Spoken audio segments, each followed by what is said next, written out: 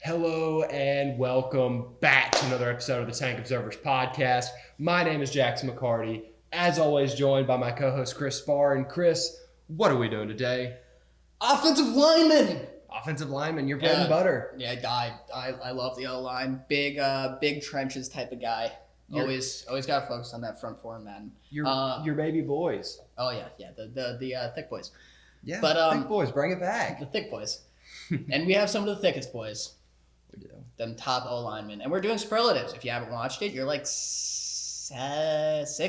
four? No way. QB, running back, wide receiver, tight end. You're 4 episodes late to the party. Go back, watch all of them, get our views up because that's all that matters. Yeah, and you know, that's it. That's all it is. We're doing Superlatives for offensive linemen. Kind of already explained it. Yeah, we decided to kind of bring O-tackles and guards and centers all together because, quite frankly, we understand that there's not a lot of love on offensive line, and we feel like we can collectively kind of get the big hitters here, the guys you can expect to hear about in the first round, and then get to hit a little bit more on some of the guys that we prefer later on. But without further ado, let me introduce you to our Prom King, Mr. Penei Sewell, who has a legitimate claim, not only because it's been irking me a little bit because I saw a mock the other day where he was actually OT2 off the board to the second guy we're going to talk about. But he has a legitimate claim not only to the best offensive tackle prospect in the class, which he is, but he also has a claim to the best prospect in the class. Linemen don't get that kind of hype like Trevor Lawrence does. You're not going to be sitting there for 3 years being like, oh, I cannot wait to see what Penei Sewell does at the next level. He's a lineman. I do that. Well, yeah, but I'm also a weirdo. But I'm taking serious issue that he's the second offensive lineman off the board. Yeah, no, that's he's the king. Without doubt, he is the king. I'd vote for him for sure. You know, he's near perfect. He has very few flaws. I comp him to Ronnie Stanley. Obviously, it's a ceiling. Ronnie's not at his ceiling, but I don't see him being any worse than Ronnie Stanley is at the next level. Not his floor, obviously. His floor is like Eric Fisher. I mean, offensive linemen have very wide ranges. Yes. And that's one of them. Regardless, he's the dude. Yeah. There's no lineman, let alone tackle, better than him in this draft class on the O-line. It's a ridiculous thing. Yeah, he's earned his spot as the Prom King, and I really didn't even want to justify giving that attention to the talk about him being OT2, but I did feel like it was important to bring it up. It was. And he's the king, man, like you said. Easy enough one. Obviously, yes. Like that one you can kind of gloss over, move on, call it a day. What about our second guy, Topher? Tell us why Raeshawn Slater got class heartthrob. Well, he's no Zach Wilson, that's for sure. He isn't. It's a different reason this time. This time it's because he was a fast riser. I mean, he's an okay talent. You know, he's no Penei Sewell either. No. He's no Zach Wilson. He's no Penei Sewell. He is Raeshawn Slater. He's a little more versatile, but you know, I just don't think there's that much there that you could justify taking him over Penei Sewell. Especially not at left tackle. He is 6'3".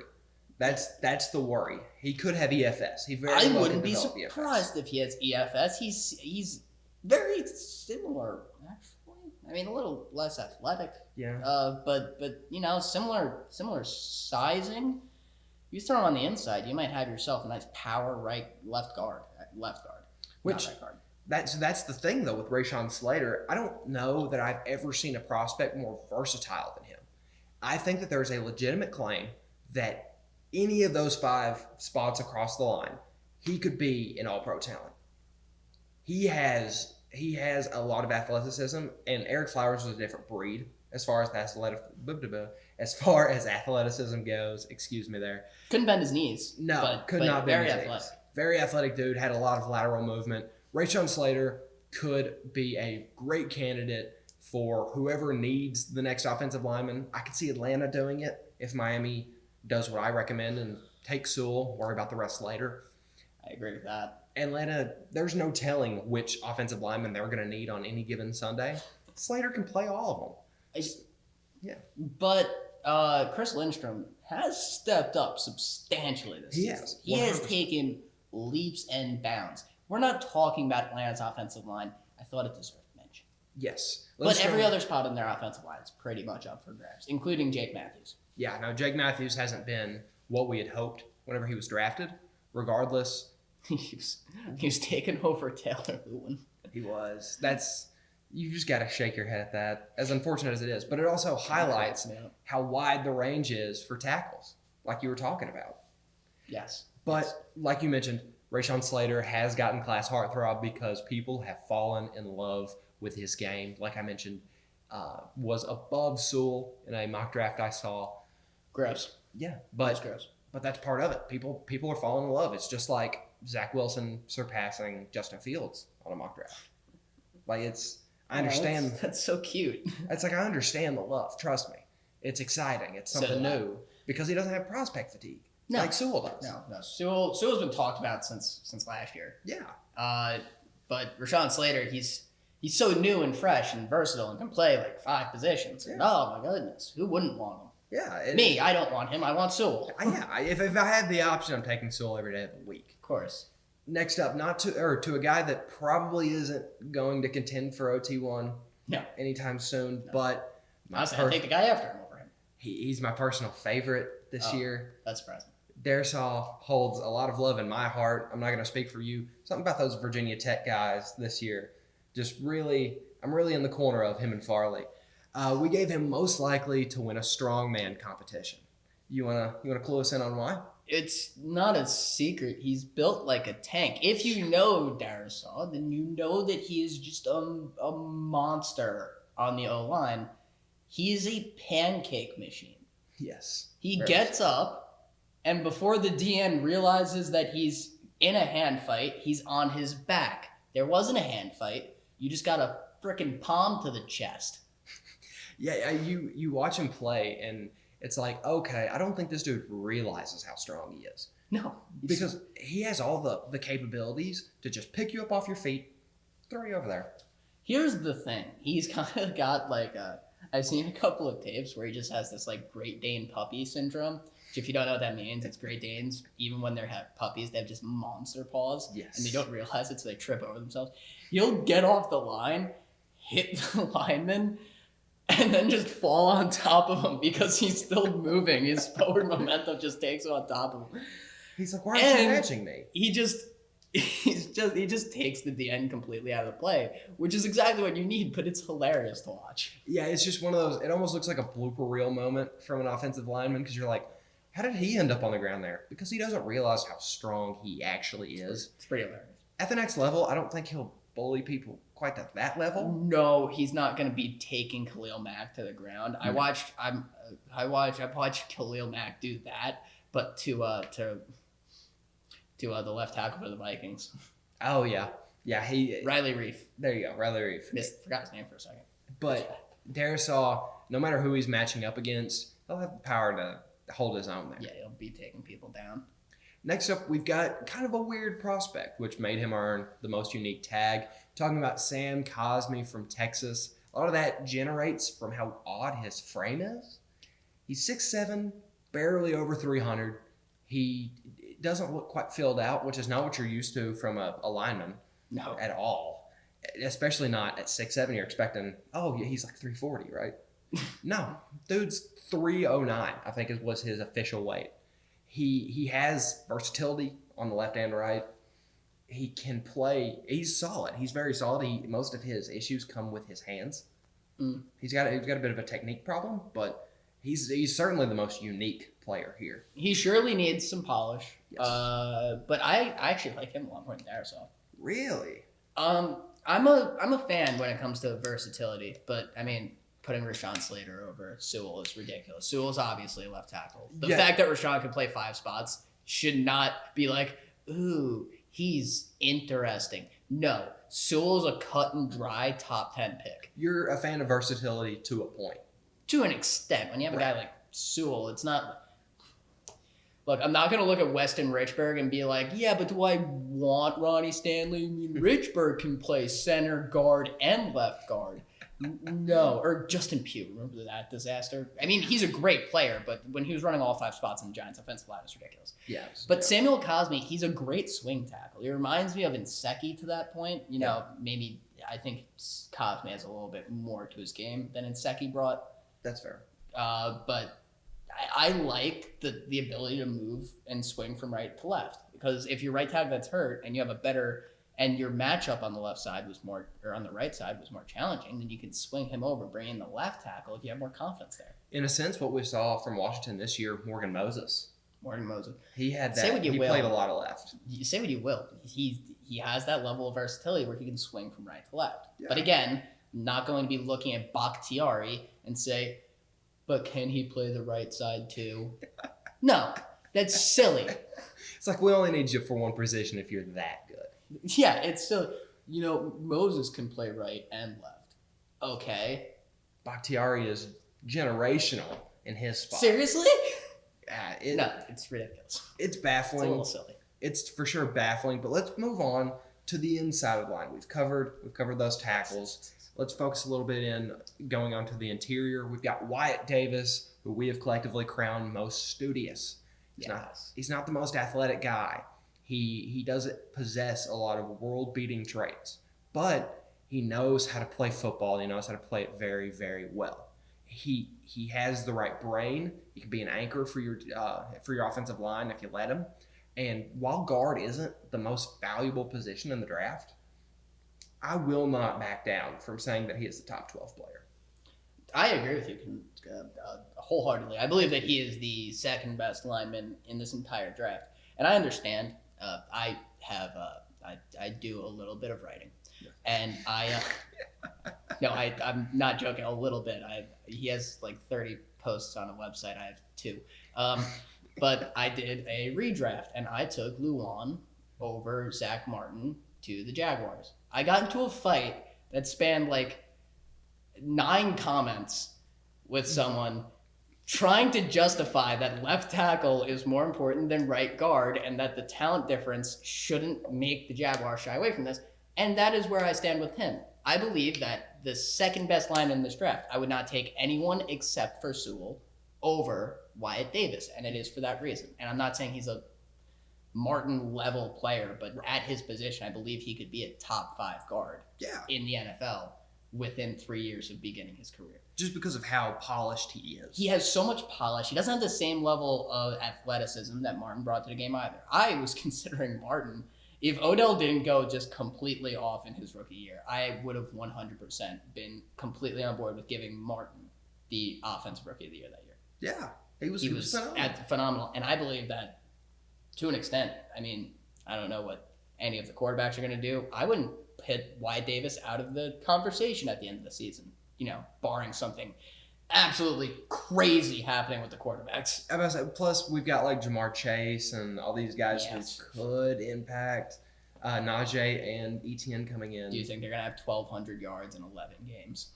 Probably not. Yeah, no. Odell went absolutely off and just made people go, yeah, but Zach Martin's a lineman. Just kind of shrugging him off. Oh, okay. His running back ran for almost 2,000 yards, only. It was only 1,800. My bad, guys. Yeah, he was only super capable of carrying that offensive line and making it transcend. He carried that team that year. He really did. Ridiculous. But while we were talking about Wyatt Davis, now we have his polar opposite, more or less. Yes. Not only from right guard to left guard, but in how they play and what they bring to the table. Alijah Vera-Tucker from USC, we've given him the most fun at recess award. Topher, go ahead and tell us why. Yeah, I don't know about any of that most fun at recess stuff, but I'm just going to talk trash for 5 minutes. Okay. Awesome. Yeah, I don't know about this guy, Chief. He's super athletic for sure. Yes. And I guess that's why you chose most fun at recess. Yes. He's that big dude that's going to chase down your short guy. Yeah. I didn't have that problem at recess. I was fast, so I didn't have big guys trying to belly flop me. Molly. But he's got a lot to work on. He's so unpolished. He's fast. He's gonna get out in front. He's the type of guy that you move to fullback. Mm-hmm. If you have a really fast running back and your fullback's just not taking care of his job, I've seen it happen. Yes. But if you put him in the backfield, he's going to be able. You're going to be able to guide him. He's fast. He's super athletic. He's a great guy to swing when you're running the pitch. So, there's a lot to like, but boy, is he a project. You're going to have to basically teach him how to use his hands. Yeah, and his footwork's pretty sloppy too. I could see him freaking tripping over himself if he has to run across the line. He benefited a lot this year, specifically from the Pac-12 only having to play Pac-12 talent. I'm pretty notorious in my friend circles and whatnot of not liking Pac-12 football. I don't think that they're all that good anymore. USC is kind of falling down, and the rest of the conferences come with it. But it just Alijah Vera-Tucker is an athletic marvel, which is like you said, why we gave him most fun at recess. But yeah, you're right. He doesn't offer the polish and the experience of Wyatt Davis, or really even like Landon Dickerson and other guards in that class. When you draft him, you have to be ready to spend a lot of time making sure that he fills out what he can be. Yes, I didn't have much to add on. I thought I finished my rant about Mr. Vera-Tucker, but I do agree. He has a lot to work on, but I think that teams are just going to be so attracted to having that speed on the offensive line and that athleticism and strength, because he's an outstanding athlete that needs to work on the rest of his game. Yeah, which was the worry surrounding DK Metcalf, because he was a straight line runner. Frankly, still is. He can run like a post, and people were like, and there's just a lot to do there. And who else was like that? Ebron was just a crazy athlete at the tight end position, drafted too high, made the Lions look silly, made the Colts look like geniuses, and now the Steelers are regretting having him on their team. The Colts are pretty good about coming out looking like geniuses. They really are. Look what Philip Rivers did. He even brought them to the playoffs, and people were like, "Is he too old?" He was, but they still made it to a playoff game. Yeah, they're still got a great team and a lot of cap room around them. But we're talking about offensive linemen, not the Colts franchise. We can move on to our picks, our guys that we personally wanted to cover a little bit about. Topher, I'm gonna let you take it away. Who did you pick as your feature offensive lineman here? I had a lot of choices here. You did. I was juggling between Alaric Jackson, Josh Myers. I was almost said Wyatt Davis. But I landed on Creed Humphrey as the biggest WTF. I almost said it. The biggest WTF. And there's reason behind this. I'm not just making another joke. I am, but that's not the reason I did it. What happened to you, bud? You vanished. You fell off the face of the earth. It's like how did Vera-Tucker make it onto our list and you didn't? Yeah. It is weird. He's still arguably the best center in this draft. I mean, I really think Josh Myers will challenge him for that spot, and I think he'll win. I don't think he'll wind up better because I still like Creed Humphrey more. Yeah. I think that he has better hands. Better footwork is debatable, but when he hits you, it happened. The biggest issue with Creed's play is potentially how weird the left-handed center thing could be for me. Maybe no one cares about him anymore. That's the biggest issue with his play right now. No one cares. He's about to fall to the second day for no reason. There's a head scratcher. Why did that happen? If you can remember, we were talking about him potentially going to Miami whenever we were doing the offensive lineman would you rathers. And he could still go to Miami in the second round now. We were talking about him going whenever they had their initial pick. What is it, 18? Yes. Something like that? 17? 17, 18. In that range. We were talking about him going in that spot. I would still have him going in that spot until I, start looking and I'm like, okay, so I'm looking at the draft board and, you're in the hundreds? Yeah. You're 63rd now on your predictive boards? It's just ridiculous. It's confusing, for sure. Maybe things that struggle. They keep me up at night. Maybe it's the Andrew Thomas effect. How we were like, Dwarfs is going here now. No, Becton's going to go here now. No, yada, yada, so on and so forth. maybe that's what's happening with Creed. Yeah, too bad Andrew Thomas ended up going 4th and managed to be the worst first-round offensive lineman with the exception of maybe Austin Jackson. Yeah. And frankly, it's debatable. He actually played pretty well for Miami. Yeah, he kind of came out a little bit solid, but although he might have to swing to the right side. He needs to. Penei Sewell goes. Yeah. I think it'll give him a lot of help because then he won't have to focus so hard on his pass blocking that his run blocking also struggles for almost no reason. Yeah. Miami needs to figure out what they're going to do there. But I liked your selection of Creed Humphrey there. He's a very talented player, very confusing as to why his stock is doing that. Right. Let me talk about. I don't think that's actually on anyone's superlative list. No, biggest WTF. Could have been biggest head scratcher, but I mean it just varies. But regardless, I want to talk about somebody that I really enjoy from this class. One Mr. Dylan Raduns, who I have declared the most interesting. It's always going to be fun to watch FCS talent try to make it up to the big boys. You know, more often you see it publicized with like Carson Wentz, and most recently it's going to be Trey Lance and guys like that. Offensive tackles don't quite get the same focus, but it's the same argument. I mean, we're seeing guys like Sewell go against Pac-12 talent in 2019, which is closer to the NFL than the South Dakota State Jackrabbits. It's I mean, no offense to SDSU, but it is a thing. I didn't know that was the team name. Yeah, I'm pretty sure I'm pretty sure it's South Dakota State Jackrabbits. I might just be South Dakota, but either way, to watch how he's going to transfer over with how great he was at the FCS level, I'm excited to see if that was just because he's playing smaller guys who aren't getting the big offers, or if it's just his general talent shining through. So he'll be my guy to keep an eye on, and I cannot wait to see, for one, how his run game transfers over. He's a run blocking extraordinaire at NDSU, but he also has a lot of upside as a pass blocker. So it's there. He's a fun guy for me, specifically if I'm picking a name out of the hat for the offensive line this year. I'm going to keep my eye on Raduns. Dude, you wrote Hoss in your notes. I did, man. He is a Hoss. I'm laughing this whole time. He's that's South Dakota State Jackrabbits. Yeah, that's it sounded like an insult when it came out of my mouth. Oh, it really did. And I didn't mean for it to, but I'm pretty sure it's the South Dakota State Jackrabbits. Hold on. It's the most exciting thing to watch on YouTube. Google searches. It is indeed. It is the South Dakota State Jackrabbits football team. Seriously, that's a thing. Okay. I know I had that right. Oh man.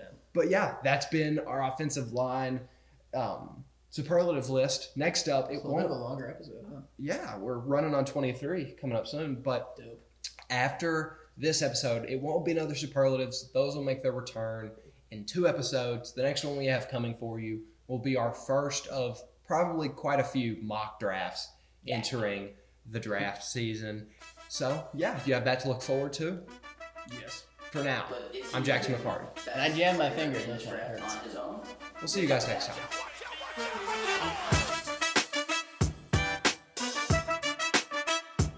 Please show me a better example